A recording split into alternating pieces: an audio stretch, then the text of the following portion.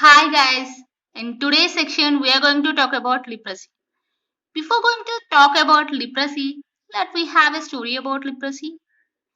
Actually, leprosy is that disease which is affecting the humanities from the centuries.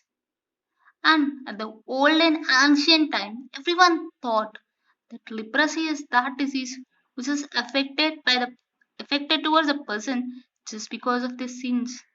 And when a person is get affected with the leprosy, everyone is going to discriminate that person and even eliminating that person from the society. How hell it is. And then a great inventor, a scientist identified that leprosy is not because of the sins. It happens because of some microorganism. He is none other than Gerhard Hansen. And because of his great inventions towards the leprosy itself takes the name of the scientist and terming itself as Hansen disease. Now, leprosy is also termed as Hansen disease. Clear it is. Then, which organism is get affected with the leprosy? Leprosy is a chronic infection affecting towards the peripheral nervous system and skin, and it causes the permanent damages towards the structures and also causes disabilities. So, what is the area that is affecting the leprosy is peripheral nervous system. Clear it is. So, this was the basic introduction of leprosy. Leprosy is also termed as Hansen disease because of the great innovations by Gerhard Hansen, and it is majorly affecting the peripheral nervous system and also the skin. And before going to talk about the pathophysiology of leprosy, first, what are the components we have to cover for study of pathophysiology of any disease? That we talk about at first. For identifying or knowing the pathophysiology of any disease, we have to know one thing. What is the disease? I'm not terming it as disease. I'm terming it as disease. The condition where we lost our ease. What it is? What is the condition where I lost my ease? That was the first thing I have to identify. And then after, what is the reason? Why the discomfort happened towards me? That what etiology is. And how that is developed. Pathogenesis. And what are the alterations I got? Signs and symptoms. How other persons get confirmed about the disease. Diagnosis. How I can cure out myself from that discomfort. Treatment. So what are the things we have to cover? Disease, etiology, pathogenesis, signs and symptoms, diagnosis, and treatment. Now, let me first talk about the etiology of leprosy. So, this was the etiology of leprosy. Leprosy is happened because of Mycobacterium leprae or Mycobacterium lepromatus. So, what is meant and how it is different from all other microorganisms? One thing that must be clear is Mycobacterium leprae or Mycobacterium lepromatus is never grown outside the host. It is only grown or divided inside the host. And another interesting thing about the Mycobacterium leprae or lepromatus is it takes almost all 12.5 days for its division. For other bacteria, it may be hours, days. In case of Mycobacterium, it will be 12.5 days. Even the incubation period also means maximum 5 years it take. Because of that reason, even a person get affected with the leprosy also not identified earlier. Just like our corona. You know na, corona is affecting a person, but we can identify the cases of corona after its incubation period. Like that, even in case of leprosy, if the patient is affected with the leprosy, they can identify with the leprosy after a 5 years or 1 to 20 years span. And maximum, how it can be? affecting the person, how it will be transmitted from one person to another person. That was the biggest question we have. Madam, what are the things I have to look after to not to get affected with the leprosy? So basically this will be happens or transmitted through close contact. It is not for a days and hours. If we continually contacting with that person for several days, and with that close contact we may get affected with the leprosy. And then one of the interesting thing with the leprosy is age factor. It is not affecting all the age groups. So we term as biomodal effects. So this can affect the age group of 5 to 15 or over than 30. So this is the most interesting age for leprobacteria. And then when our immune system is not good enough to fight against the leprosy bacteria, then that is one of the cause transmission reason for leprosy. Even nowadays 90% of the people are get resisted out from the leprosy bacteria. Now, so we have a clear idea of the etiology, that etiology of leprosy is Mycobacterium leprae or Mycobacterium leprematis. And what are the risk factors is close contact and age of 5 to 15 are over than 30 and immune suppression conditions. And now what is the next thing we have to discuss? Yes, I think but the pathogenesis. So here I just considering the droplet thing. So we have so many ways of pathogenesis here, but I am focusing on inhalation way. And one more thing that is clear is we don't have a clear idea of pathogenesis of leprosy bacteria, even though it start affecting us from centuries back. And here I am only concentrating on one particular pathway, that is inhalation pathway. If a droplet from the nose, remember droplet from the nose is get inhaled by the other person, then it's simply travel towards the respiratory tract and reach to the lungs.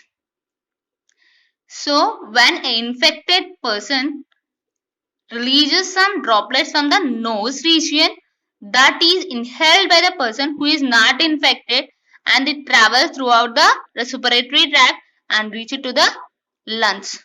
So we have a close look on our lungs, and when it reaches to the lungs, where the parasite is try to engulf by the alveolar macrophages. We all know that macrophages are that elements which are going to digest the parasites and release cytokinins. But in this case, these microorganisms are engulfed by the macrophages. And we all know the major functioning of respiratory system is inhalation and exhalation of air, and it majorly done the exchange of gases between the blood vessels through alveoli sacs and tiny capillaries around the alveoli sacs. Isn't it, guys? Correct, kada? So then, what is the thing happens is, while this exchange is done, these alveoli macrophages are get entered into the disseminated through blood by this tiny capillaries, and it travel throughout the circulatory system and reaches skin and the nerve cells, which are the major affecting elements for the leprosy bacteria. And whenever it reaches to the nerves, it majorly affects the Schwann cells. These are the Schwann cells we have, and which is going to produce myelin sheath and protecting the axon. And we all know what is the role of myelin sheath is. It is wrapping the axon and also insulating the axon. It is insulating the axon and also wrapping the axon. And when the leprosy bacteria reaches to the nerves, it is firstly affecting the Schwann cells of the nerves. And let we have a cut of neuron here. So this was the brown layer will be the Schwann cell, and the pink is the axon. This was the myelin sheath, which is created or generated by the Schwann cells, which is going to wrap the axon and also insulating the axon. Whenever the Schwann cells get affected with the Mycobacterium tuberculosis, then obviously it stops the secretion of myelin sheath, and which causes the decreasing of myelin sheath, and that causes skin lesions. And even it is spread throughout the body like this pattern. So let we have a overlook on it. So when infected person releases some droplets out from his nose, the uninfected person inhale the droplets, and that droplets travel throughout the path of respiratory system and reaches to the alveoli sac, and where it is engulfed by the alveoli macrophages. From this it is entered into the bloodstream and travel throughout the bloodstream and reaches the skin and neuronal cells, from which it is affecting the Schwann cells, where it is affecting the Schwann cells, and by that means it affects the myelin sheath, and which causes skin lesions. This was the entire pathogenesis of leprosy. And then while going to the next step, what is the next step we have? Yes, actually the next step we have is signs and symptoms. But before going to discuss about the signs and symptoms, let we have a look on types of leprosy. Yeah, what is it? Yes, of course. We have two types of leprosy here. Yeah, now we have a look on it. Types of leprosy. So normally what the thing happens is, when it reaches to the skin, there the parasite is engulfed by the macrophages. If this macrophage is not good enough to fight against the bacteria, then all other macrophages are come together to kill this parasite. So in this case, this is termed as tuberculite, or otherwise Pussy bacillary. So this was the case which has happened in case of good or enough immune response to the patient towards the patient. So when patient is good enough with the immune response, then the macrophages are good enough to kill the parasite. But the thing happens here is, all the macrophages are come together and form a complex. Because of this complex formation, there is a hyperpigmentation happens in the patient body. But no, it's okay, there is no problem for the patient. But the thing happens is a hypopigmentation just because of the collection and complexation of macrophages for killing this parasite. This was happens in case of Pussy bacillary or tuberculite leprosy. This was the first type of leprosy we have, and this can be treated with rifampin and aflofloxacin. So I already giving the treatment here. Okay. So while coming to the QC bacillary or tuberculous leprosy, so in this case the macrophages are good enough to fight against the parasite and it kills the parasite. But the thing happens is, one macrophage is not good enough to kill the parasite, and it asks other macrophages help and forms a complex, and because of this complexation or collection of macrophages at one region, there is loss of pigmentation, hyperpigmentation is happened on the skin. This what we term as QC bacillary and will be treated with rifampin and afloxacin. While coming to the multibacillary, in this case our immune response is not good enough to fight against the bacteria. For that region we have antigen antibody complexes happen, but it is not going to kill any of the bacteria now. So in this case patient condition is very worse. So this is also termed as lepromatous leprosy. So this was the multibacillary, and which is going to treat with rifampin and dapsone. Once again guys, I am already giving the treatment here. I am not going to discuss the treatment once again.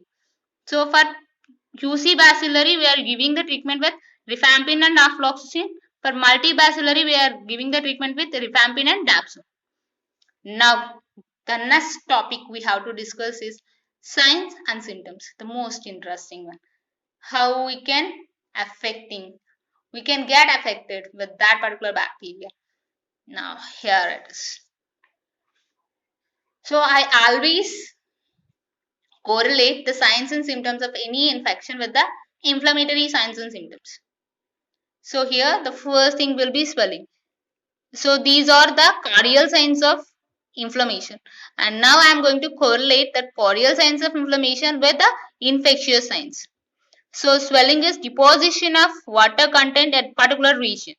This deposition of water content happens because of the increased vascular permeability. We all know when any infection is caused towards our body, then the macrophages engulf that parasite and releases the cytokinins. Because of the cytokinin activity, there is some other activated macrophages releases some other components also like chemokines and all, and we also releases histamines and brodykinins. Because of all these activities, we have increased vascular permeability, and that releases the plasma out from the blood vessels, what we term as swelling. Oh, lots of stories there. So we don't need to remember those all things. Swelling is nothing but deposition of water content at that particular place. So while deposition of water content is there, we have blisters formation, and because of high amount of water at that particular place, obviously the ionic concentration is decreased, which causes numbness. So blister formation మన భాషలో చెప్పాలి అంటే దద్దులు రావడం, and numbness తిమ్మిరి పట్టడం, లేదు అంటే కొంచెం సేపు సెన్సేషన్ లాస్ అవ్వడం. సో దద్దురు దగ్గర మనకి సెన్సేషన్ ఉండదండోయ్. And then heat is nothing but a raised temperature.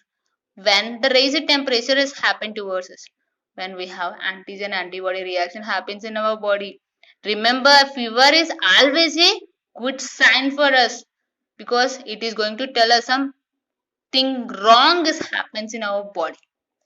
Then pain, obviously pins are needly sensation, and why the pain is happen, guys?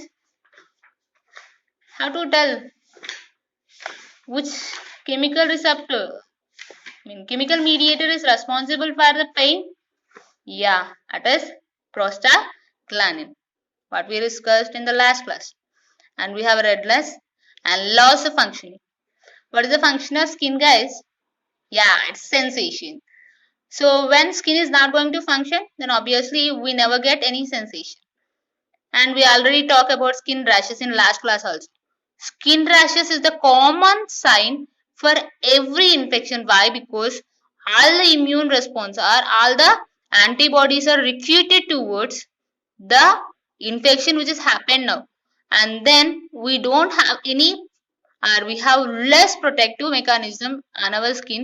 Because of that reason, the prone microorganisms on the skin is going to damage our skin, which causes the skin rashes, which will be the common side effect for every infection we have. And also it can damage the eyes, facial disfigurement, and also loss of digits. So while any bacteria is going to develop in our body, it's going to eat our cells, and because of that reason we have loss of digits, and we lost the finger like structures here. So we just have the placing of like this, so entire finger get lost, and even the facial changes. So some face మొహం తినేసినట్టు తయారవుతుంది అనమాట. So that what we term as facial disfigurement. And even we have eye damage. So when this is extended, then obviously we have eye damage also. Then it's all okay, ma'am, I know. So Mycobacterium tuberculosis is going to cause Mycobacterium leprae is going to cause leprosy, and that is going to affect the peripheral nervous system and also affecting the skin. And because of that reason I have blister formation, numbness. These all are things happens, and if my immune system is good enough, then it is forming puc bacillary. If my immune system is not good enough, then it forms multibacillary. These all are fine. Then if I go to a doctor, by using these signs, the doctor is not going to identify that I am suffered with leprosy. Why? Because may these all are the signs for all other conditions also. If I have numbness, I'm not supposed to say I have leprosy. If I have a white patch, I can't supposed to say I have a leprosy. Isn't it, guys? I can't supposed to conclude any of my disease condition with a simple sign and symptom. Then what I have to do is diagnosis. And here it is. So here we have clinical diagnosis by observing the patches. So if I have a white patch, I am not concluding that I am getting affected with leprosy. If my white patch don't have any sensation, then I may have to confirm that a patient is affecting with the leprosy. And that is one way, that is clinical way. By clinical manifestation, we are going to identify the patient condition. Madam, if that is not the mean to judge, then what I have to do? I just have to collect the skin at this particular area. We already know this area as get affected with the Mycobacterium leprae. Obviously, a traces of Mycobacterium leprae is there in this particular area. If I am collecting a small amount of skin, it is not like I'm supposed to rupturing out the skin. I'm just collecting it with a needle, and then that skin is placed on a slide and form a skin smear. And if I am observing that under the microscope, then I definitely identify the mycobacterium presence in that particular area. If I have mycobacterium presence in that particular area, then I can easily identify that the patient is affected with leprosy. These are the diagnosis means by clinical examination or by laboratory examination. Before that we can also do the blood test. For what we have to do the blood test? Yes, of course. For the level of antibodies and the sugar. If any of the disease is there in our body, obviously we have more amount of antibodies and sugar. And by that means also we can identify that some wrong thing is happens in our body, but we can't conclude. These are the conclusion tests we have to do. If I have any white patch in our body, then I can't suppose to conclude that patient is going to suffer with the leprosy. What I have to do is I have to observe the white patch for its sensation. If the patient is lost his sensation also, then I may conclude the patient is get affected with the leprosy. Even though I can't suppose to tell that to the patient. Why? Because patient may believe me or not. So if I said you are affecting with leprosy, this patient is believing me blindly. Yeah, sir, and yeah, madam, I am affected with leprosy. What can I do?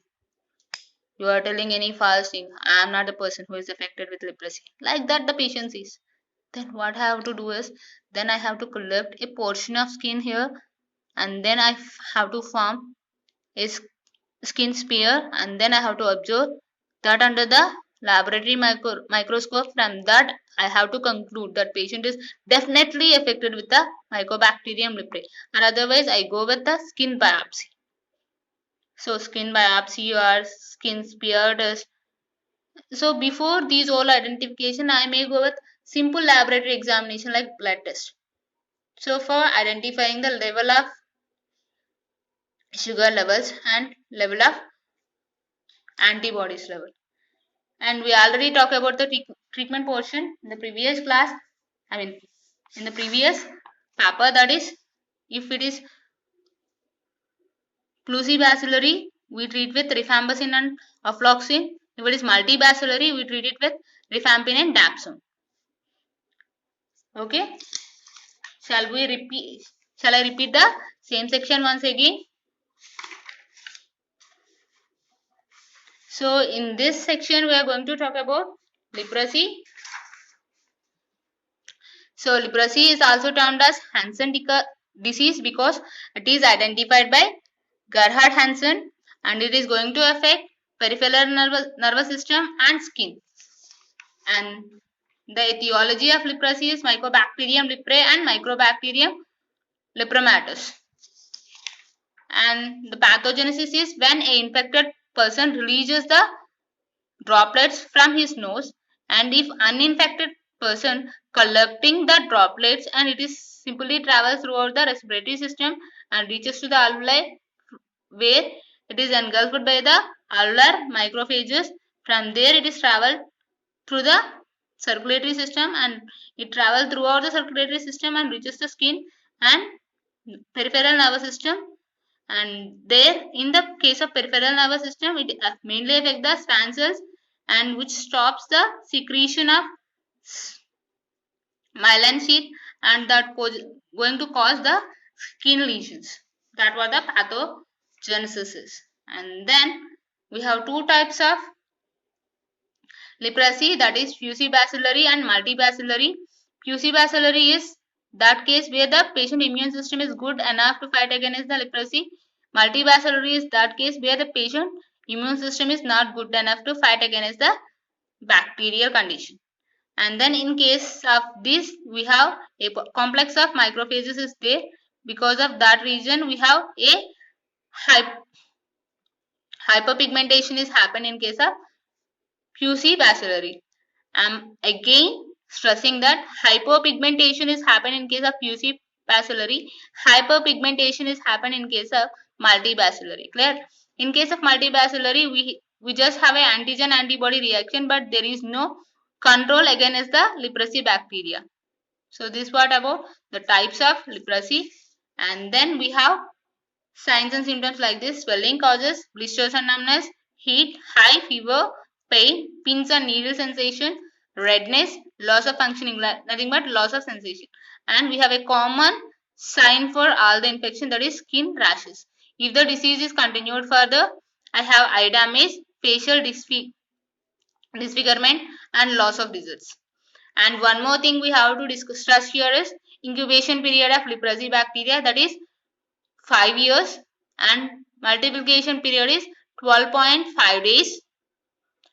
And then it is mainly affecting the age group like 5 to 15 or more than or over 30 years, and affecting the immune suppressant patients, and also the patients who are closely contact with the leprosy persons. And it can be diagnosed with clinical manifestations or otherwise laboratory study. We are not concluding with the white patch. We are identifying